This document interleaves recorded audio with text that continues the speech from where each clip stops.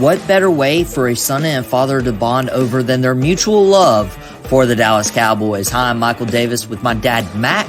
We're a star-studded son and dad duo on the star-studded Cowboys Network, powered by Fans First Sports Network and Boom Broadcasting.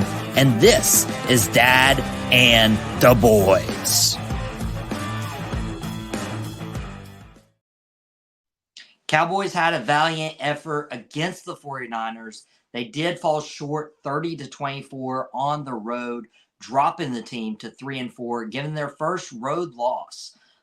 This was a tough-fought game. Cowboys up 10-6 at halftime, and then a third quarter that we would like to forget wasn't matched with enough in the fourth quarter. Dak and CD started coming on, and the Cowboys did fall short to the 49ers. But, Dad, I'd like to start the episode with, I'm actually more pleased with this game than I have been some of our wins on the road. And the reason being is, the 49ers are a good team. People are saying, yeah, they were without Brandon Ayuk. They were without Christian McCaffrey. Well, we're without Micah Parsons. We're without DeMarcus Lawrence. We're without Deron Bland. We're without Brandon Cooks. We're without pieces too, but we're without a win. We're without a win. That's bold. Your job, Mike McCarthy said it in his press conference yesterday. Our job is simply to win, period. At the end of the day, whether it's 4 points or the other day where we played Detroit before our bye week and it was several points, it's still a loss.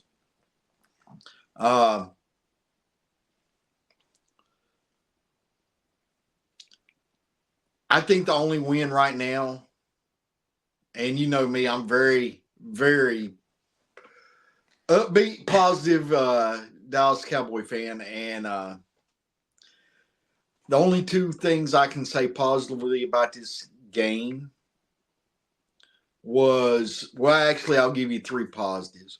One, Zeke Elliott. And I know the stat line, 10 rushes, 34 yards, 3.4 per carry. Bull crap. One of those 10 rushes were for a touchdown. That's 6 points. That's two, by the way. We got 9 more to go. Okay, so that's 6 points. He can only rush 1 yard. So then let's drop it down to 9 for 33. That's 3.8 a carry. Good math. 3.8 carry 3 times around gets you a first down. And I know that average is really not that 3.8. It's not the 4.0 or whatever. But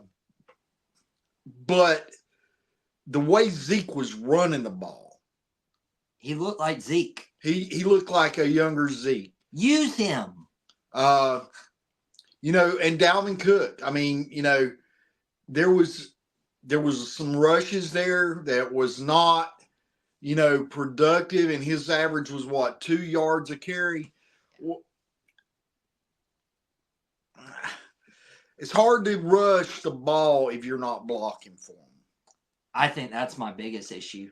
And offensive line is struggling right now. I want to propose this to you real quick because we're talking about the offensive line. Tyler Guyton played right tackle in college, did he not? He did play right tackle in college. That's his most familiar position. The rook's going to take time to develop. You know what? I mean, and I'm not calling this season a waste. I mean, it's going to be a tough sled. I said I give you one positive, and then I give you another one, and then I give you another one. Let me go ahead and get the positives out before I go negative. Okay? All right. The second positive is there was some glimmer of hope with CD Lamb and Dak getting somewhat on the same page. Third positive, I'm absolutely positive that refs do not know the rule book. That was a blatant, if there's ever been, and I'm not saying that's the reason we lost the game, but it does change the complexion. That was the most blatant offensive pass interference that I've ever seen on any game. My issue with that was not that they didn't call it. But 2 refs threw the flag. They picked up the flag. They picked up 2 flags. They picked up 2 flags. It's like, yeah, we just saw literally George Kittle right there, and they're like, oh yeah, it wasn't. And who was it? Was it Terry McCauley or Mike Pereira? I think it was Terry, who was like, yeah, this was a good call because the defender like ran into him or something. Well, no, the defender, the other defender pushed him into it. I'm and it's like, no, he didn't. You're really stretching the video there, buddy, if you think that. But which is a rarity, I'm going to go negative. This is rare. Whoa. You stuck up for the Cowboys after that Detroit loss, and you're going to go negative today? Yep. I'm going negative. I sit there and, I commented last episode when we talked about the Detroit game. And, and I talked to you about you got up and you left. And I didn't fault you for that. I didn't say that. I said why I stayed. I said why I stayed was because I've got limited time on this earth of watching the Dallas Cowboys. Players, you play 17 games a season, plus a little bit of the preseason if you're not a starter. And you hope to get to the playoffs and play a few extra games every year, with the ultimate goal of playing in the Super Bowl. Jerry Jones, my owner, you let me down as a fan. Now, I understand that you can't pay everybody. You can't pay Derrick Henry an exorbitant amount. But I've got limited time on this earth to watch my Dallas Cowboys. And I watch them religiously. That contributes to your paycheck, your pocketbook. As a fan, I deserve better. You let me down. Dak Prescott, you're the $60 million man, my friend. You got your money. That means if you getting all the money that you wanted and that you signed on the dotted line for, that means that there is limited resources to go fill in the rest of the team. You've got to elevate those around you. Yeah, Terrence Steele's out there struggling at right tackle, but you're the $60 million man. You've got to elevate that. You've got to make plays. You played a piss poor game yesterday, my friend, and you know it. And I love you. I love you with all my heart, all my bleeding blue heart. But you let us down. You're not having your best season, and I know you can do better. I don't know what's the reason for you not, but you're not playing at your best. You only get 17 guaranteed games a year if you're healthy. Make the most of them because you've not so far. You're 7 in, and they're not been your best. CD Lamb, the same thing. My friend, you did good yesterday, but that's the best you've done all year, and it's not what your best is able to. Defense, you played admirably that first half. Offense lets you down. Thank you for trying to keep us at one last hope. And then we get to that one last hope, and what do? You throw 4 incompletions. 2 to people that looked like they were almost out of bounds or right out of bounds. Wide receivers, run your routes. Be where you're supposed to. Catch the ball. You got one job. Catch the ball. You didn't do it. You didn't help your quarterback. You didn't help them because you was throwing some bad passes. Offensive line, you got a job to do. It's block for the man. And block for the guy running the ball. Do it.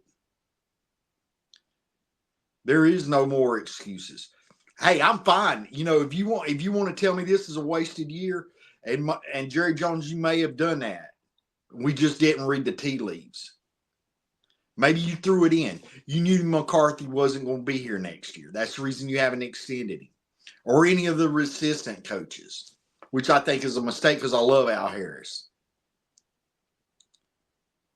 You put Zimmer on a 1-year contract.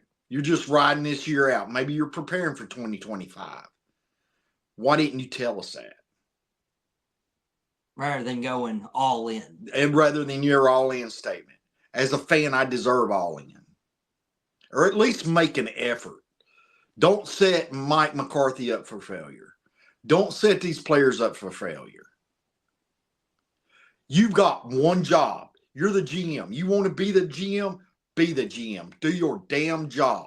Period. We as Dallas Cowboys Nation, we as fans that pay for merchandise, pay for tickets, pay for NFL Sunday ticket to watch your team, we deserve better. And I fought you for that. Dak, Jerry, heavy is the head that wears the crown, my friend. And you're wearing it right now and you're not doing it well. So if you want a good draft pick, if you're planning on getting that super stud defensive lineman or a new right tackle or left tackle in the draft, then tell us. This may be Zach Martin's last year as a Cowboy. He deserves better. He deserves better. DeMarcus Lawrence, my friend, just get healthy and come back. This may be your last year on the team. You deserve better. You deserve at least to have a chance when you get back to go to a playoff game. There is no more. I mean, you've got Washington that's got a golden horseshoe up their rear end. You've got Philly that just seems to chug along. We're 2 games back now in the loss column, and our schedule's not getting any easier. This is the time when you need to check up, look the man in the mirror, get the communication thing going, Mike. If they're not communicating and y'all can't get the communication, set your ass on the bench. Hey, I'm fine if you want to put Trey Lance in there and let's see what we got. But we got a $60 million man, so we're stuck with him. It's time to earn that paycheck.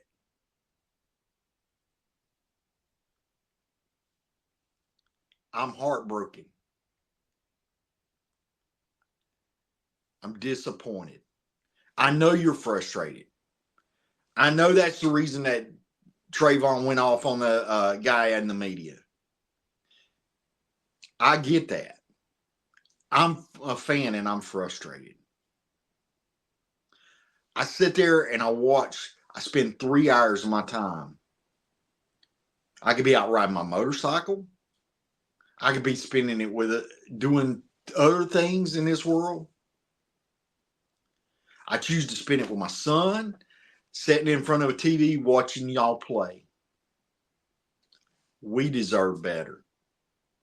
Give us better. You know, my week's shot.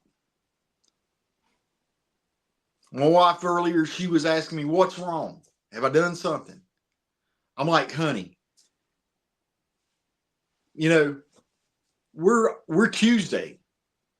We're on Tuesday now. 2 days removed. And I'm still trying to process it. And you know, and probably until you win again, I'm probably going to be in a piss poor mood. And unfortunately, I ain't for sure when that next win's coming. You know, I sat and I looked at our schedule and I was like, you know, everybody loves it. We live in North Carolina, son. Everybody, you know, at least we're not the Panthers. You know, the Panthers are the get-right game for everybody, it seems like. Unfortunately, we got teams on our schedule looking at us going, they're our get-right game. We're not supposed to be that. We're America's team. We're not America's doormats. Take pride in what you're doing and come out and do a better job. You're right. My head is getting a little heavier wearing this crown. I'm gonna take that off real quick. I need my neck to rest. We'll give Dad a couple minutes. This is brand new to me. Like this is the positive guy. This is the guy I was like trying to tell him after Detroit this was bad.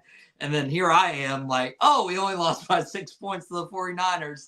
And now Dad's so like we did a complete opposite turn here. So I even have to regather myself. But we'll take a quick commercial break and we'll continue unpacking this game. And I have a scenario to throw my dad that could help our offensive line next on Dad and the Boys.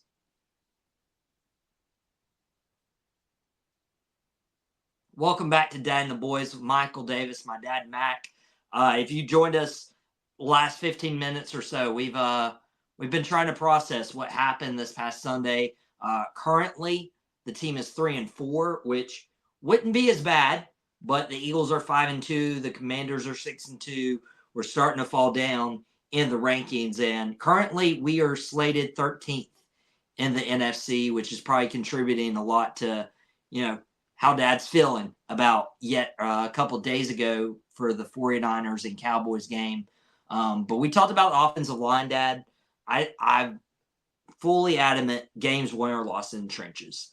Defensive line, we can't help right now. Micah's hurt. DeMarcus is hurt. Sam's out for the year. Nealon's hurt. I mean, we are playing guys who were on our practice squad, on the bubble to even make the practice squad. Chauncey Golston's doing the best he can. But when it comes to the offensive line, we got our starters. Like we have Tyler Guyton, we have Tyler Smith, we have Cooper Beebe, we have Zach Martin, we have Terrence Steele. I feel like the weak link, and this is a guy I've challenged week in, week out, and he hasn't stepped up, is Terrence Steele. And so I know he has a contract. I know he has a pretty big contract, but I was thinking that what if we moved Tyler Guyton to right tackle? And that's a position he played in college. We know Tyler Smith is good at left tackle, but we also have TJ Bass, or we have Brock Hoffman that we can insert at left guard, preferably TJ Bass. And I think even just that small adjustment on the offensive line to sit Terrence Steele would give Dak Prescott more time. It might help the run game. I think that was when Rico had his best time, was when Guyton was actually out, and we put Tyler Smith at left tackle and TJ Bass at left guard, or Brock Hoffman when Zach went down. I feel like there's a lot to fix, but I think that might be where to start. Do you think that's a good idea? At this point, I think we're just drawing straws. I mean, honestly, are you looking at getting a right tackle or a left tackle in the draft? Where are you going to fix? If you're thinking I'm going to get a right tackle because they're easier to find, then fine, leave Guyton out there. Leave him out there. At this point, I'd put Austin Richards out there over right tackle because I'm sorry, Terrence Steele, you're just not cutting it. Maybe you need a week or two to sit on the sidelines and go, do I really want to play? Do I really want this job? Now, don't get me wrong, son. You've exceeded expectations from when you came into the NFL. Undrafted, right? Undrafted. I mean, you exceeded expectations. But you also got a new contract not too long ago. And with that new contract comes more expectations that you were going to continue that development. Now, I know you had an injury a couple years ago. That kind of set you back a little bit in your development. But you know what? You're drawing the short end of the straw. When they got Rook over there, but Bosa's coming to your side because you're sucking, and he'd not rather go against the Rook. That tells me everything I need to know. Bro, step up or step out. a good point. That tells me all I need to know. Now, to be fair, like if you look at what they've had to deal with is like T.J. Watt, Aiden Hutchinson before he went down with injury, Nick Bosa, Brian Burns with the Giants. You also had way back when with Cleveland, you had Myles Garrett. I mean, their offensive line has faced some great pass rushers, but still, at least win most of your battles as an offensive Well, I mean, lineman. You're winning most of your battles, or they're getting a lot of sacks. Okay, you're winning the majority of your battles. To be fair,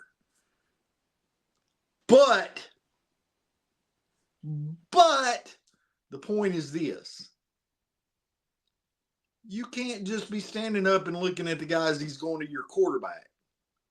Dak has been under duress, and I just went off on Dak, but the man's been under duress. He's just got to make smarter decisions, and I know he can. That's what's so frustrating as a fan. I've seen this. I've seen you play at your best. You're just not doing it. Why? Period. Why? It's actually a question mark. You were an English teacher. I thought you would know that. Why? Question mark instead of why, period. But it's okay. It's okay. Well, there's no question. There's no question to the why on this.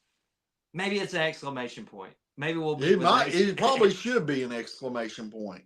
Now, we were talking about get right games. I mean, I know we'll preview more of the Falcons game on this week's episode Friday, but like the Falcons. We're already an underdog on that game. Really? Yes, we opened up as an underdog yesterday.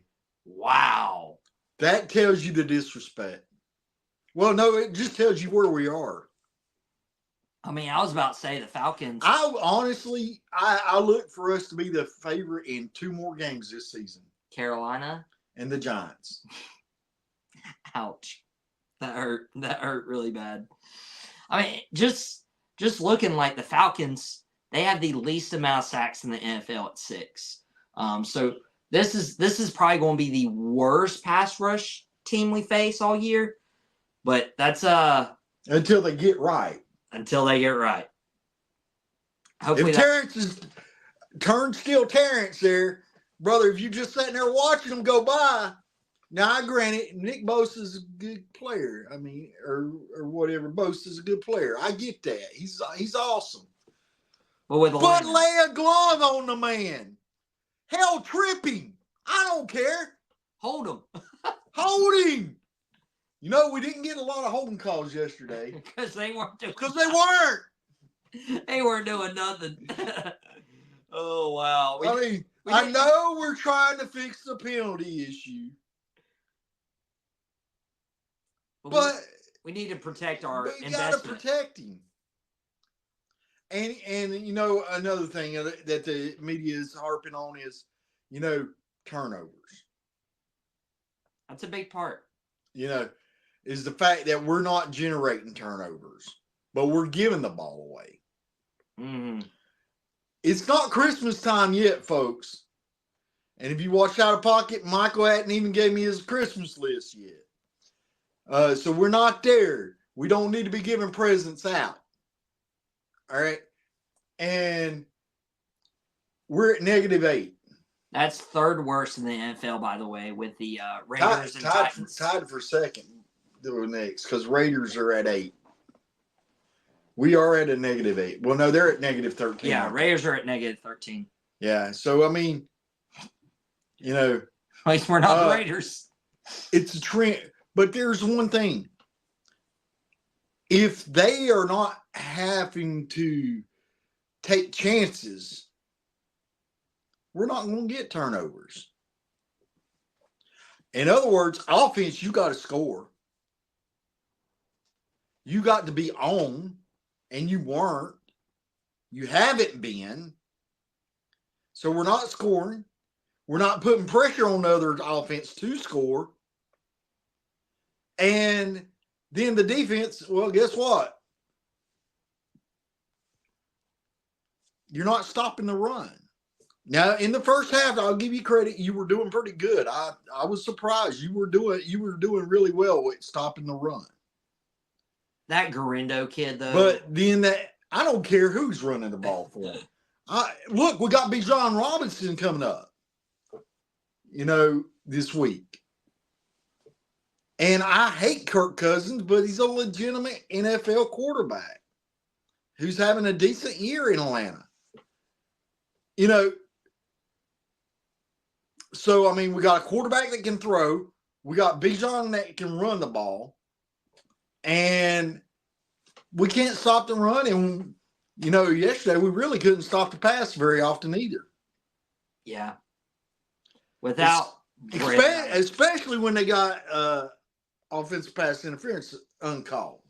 That was horrible. Refs, understand this. You might be a little bit biased, but right now Dallas doesn't need the other team doesn't need your help to beat us. It's a doable task. That's sad for me to hear you say that. That's sad. It is. I mean, unfortunately, we're at that point. And until now, granted, I tell you now, I'll go ahead and spoil it. Coming up Friday, you'll sit here and hear me say, Dallas by 1. I will never pick against you. But right now, I have no faith in you. Mm. You know why I do have faith in? That we'll be back Friday for Dad and the boys. But right now, I just have no faith. I mean, I expect to get disappointed. And, that hurts. As a fan, I'm frustrated. I agree, McCarthy. I get the frustration. I get the frustration of the players. I get the frustration of the coaches. Things just aren't going right. Things aren't being communicated well, or they're not transpiring. But there's a difference. I'm glutton for punishment. I'm going to watch you. I watched the 1-15 season. I don't want this to be. I mean, it won't be as bad as 1-15, but I watched. My mom would tape the 1-15 season, and she'd send it to Germany on videotape, and I'd sit there and watch it in my barracks, knowing the score, knowing the results. I still wanted to see the Cowboys play.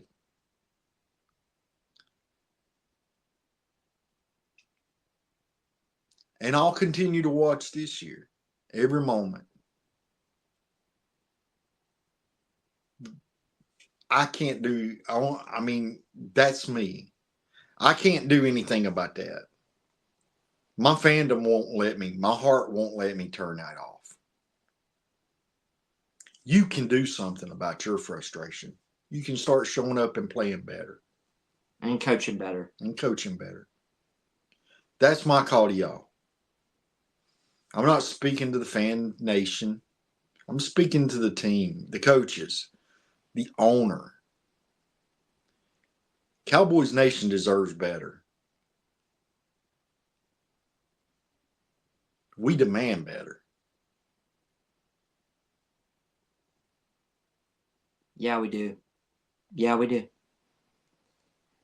This is a different dad. Guys, I usually ask for good luck and prayers after I pick against the Cowboys because my adoption papers are in, but now I'm asking for good luck because I want a happy dad. So please, especially at Christmas. Yeah.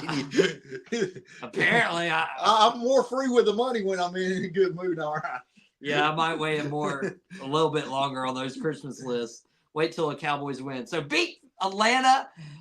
We'll talk about how you can beat Atlanta coming up this Friday. Dad and the boys. The audio will be on Fans First Sports Network, and the video will be on Boom Broadcasting because they've joined together to do the star-studded Cowboys Network. I will say this, though, before we go off air. We was watching the game, and guess what? Baby, you moved up, baby. I just can't make it official, but you did move up. He might have replaced Dalton Schultz's spot. He got kicked out, by the way. And shout out to Noah Brown. I don't like you being a Redskin commander or whatever that team in Marshall wants to call themselves. But congratulations, my friend. You were an awesome young man that we met in Jacksonville. Congratulations. You deserve that moment. Dad saying negative things about the Cowboys. Dad saying something positive about a current Washington command. All right, there's a pulse going. There's a pulse going. Well, you remember Noah Brown was super nice. He was awesome. He was awesome.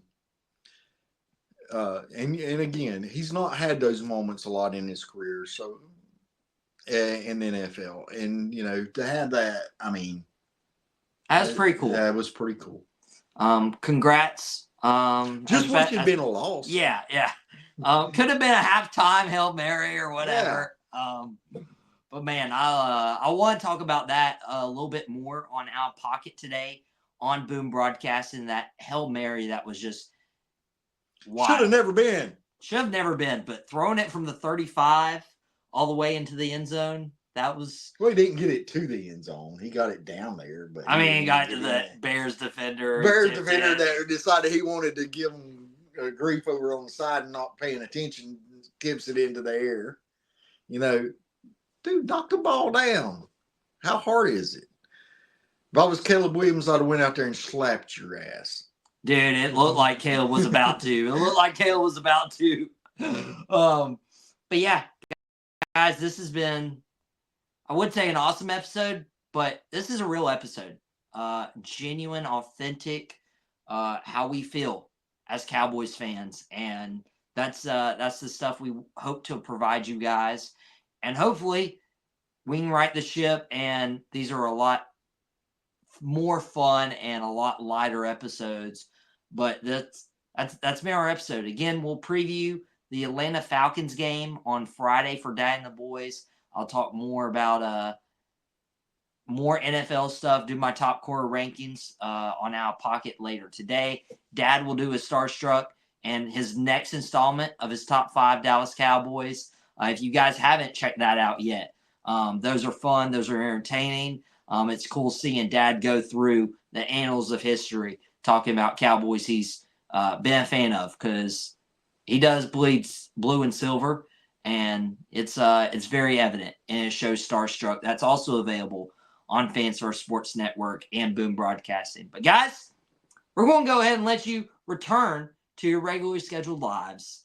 Thank you guys so much for tuning in to Dad and the Boys with Michael and Mack on Boom Broadcasting on Fans First Sports Network through the Star-Studded Cowboys Network.